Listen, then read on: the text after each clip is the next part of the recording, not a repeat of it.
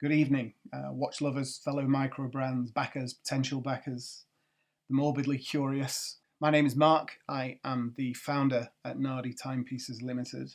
And this is the first in a series of videos that is going to follow the journey of our watch a little bit retrospectively because we're already live on Kickstarter. So we're going to digress a little bit, but we're going to go through the process from inception to production.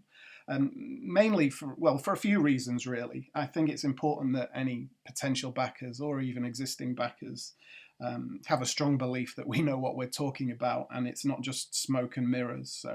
So that box needs to be ticked. But more importantly, it gives us an opportunity to talk about the piece in a way that we probably wouldn't normally be able to. I think status updates and the written word can be misconstrued, and it's probably not the best way to communicate. So, by doing this vlog format, it's hopefully we're making it a little bit more accessible. Another great reason for doing this as well is we'd like it to be a resource. There are a lot of micro brands out there, but especially the people who have great ideas and are just looking for a way to get those things rolling. We might be able to offer something. You might see something the way we've done something, which will help you move it along, because we certainly aren't making our watch in the traditional sense. We didn't have a huge outsourcing budget, and it's important that we actually make the watch ourselves. So there were a lot of challenges along the way to finding out how to do that. There are three guys here, and between us we have a great knowledge about how we could initiate this production process, but there was certainly a learning curve along the way, but we'd rather face that learning curve than maybe hand over something which was important to us to a third party. That's just our way of doing it. I don't believe there's a right or a wrong way to do it. I'm certainly not having a go at anybody who wants to go the other way. I'm also aware that we're in the virtual space and you're looking at my screen right now. I will meet you face to face in one of the later videos, but I want to take everything right back to the beginning so you can see where it started and we can move things along right from there. I won't miss anything. That's why we're doing a screencast rather than a proper piece of shot film, if you like. No problems with trade secrets. Like I say, it'd be great if this could be a resource for somebody at some point, and there's nothing here that needs to be hidden in the process. So if there are aspiring micro brands out there, like I say, if it's useful, that would be great for us. And excuse me, I do have a habit of running off on a subject, so I'm going to try not to bore you too much and stick to my points. So we'll go right back to the beginning. When conceiving the watch, a lot of people will work in paper. They'll draw the case shapes, and that's fine. I'm more comfortable in a digital ecosystem. I've been a graphic designer for nigh on 25 years, or art director anyway. So I can get results out quickly using existing software. So the original design for this was built in Photoshop. Now, if you're a micro brand and you want to get your design visualized, but you don't know this software, don't panic. There are a ton of freelancing websites out there. You could go and look at something like peopleperhour.com or guru.com.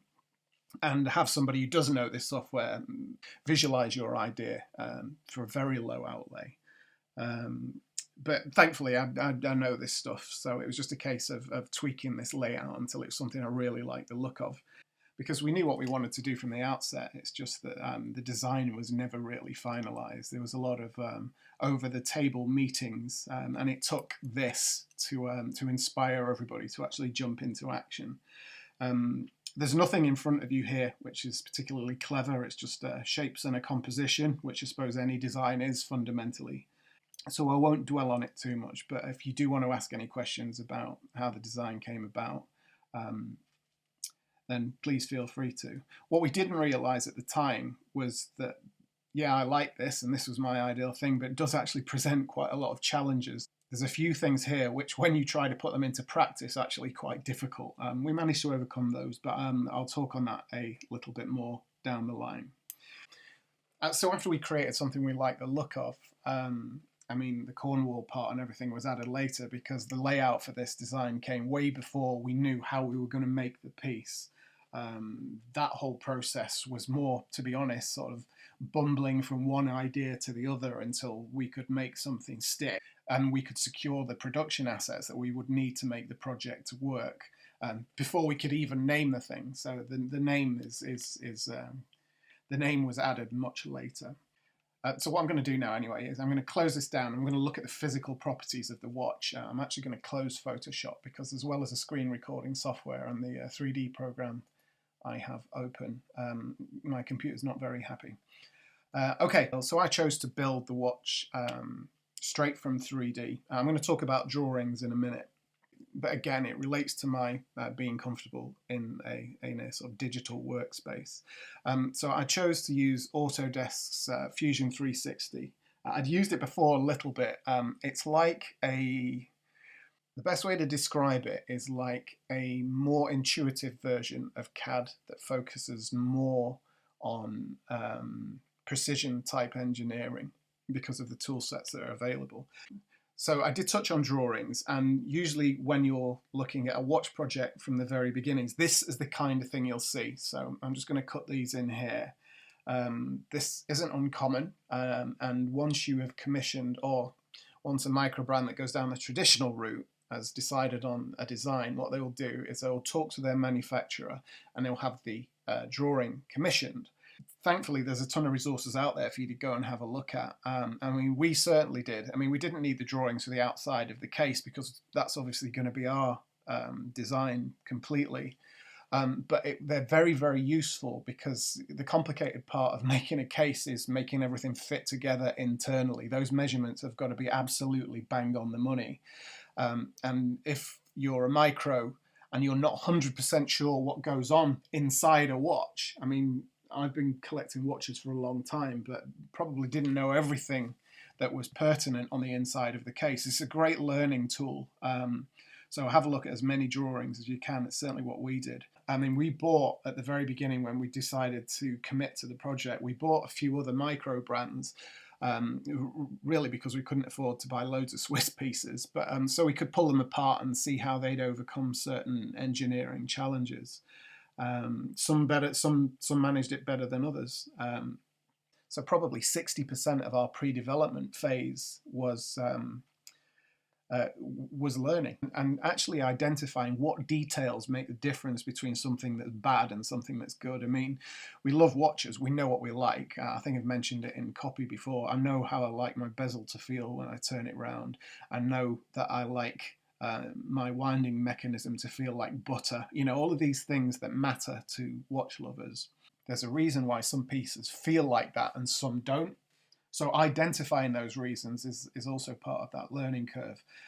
Anyway, I realise that I'm going on and on and on, so I'll try and make some action happen on the screen so you're not just listening to me and getting bored out of your brains. So what we've got in front of us is the finished piece with all of its various components, which is of a high enough standard to either send off for print or send straight to CNC. So our most pressing concern after getting the design right was to get these internal measurements spot on, and we realised that the sooner we could get them right, then the cheaper our production run would be. Little did we know at that time how much tweaking we would have to do, but we thought a logical thing to do would be to start with an externally resourced drawing that worked with the movements that we want to work with. I mean, we did look at other options like getting existing production pieces laser scanned and having those converted into 3D geometry so we could work out those inner dimensions. But we thought we'd start with the drawings.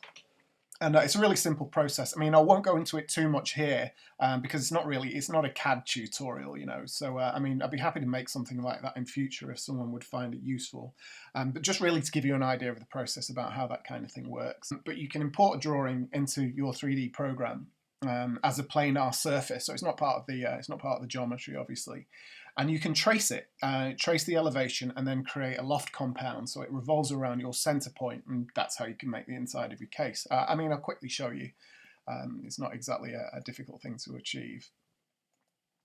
So if I just create a new sketch and just create a basic line. So let's just imagine that I am currently tracing the inside of a very complex watch case, and it looks something like that. So that would be just the internal measurements. I'm not sure many watch cases would look like that on the inside, but hopefully you catch my drift. So what I would need to do then is just loft that around a centerpiece. And we've got a very handy tool in here called Revolve. I might as well use the center of our movement. I'm just going to remove the glass because it's kind of in the way. And I could use that as our centerpiece and then select the face. And that's simply how we would spec the inner part of our case. Obviously, there's a lot more to it than that, but I think hopefully you'll get some fundamental understanding of how that process works.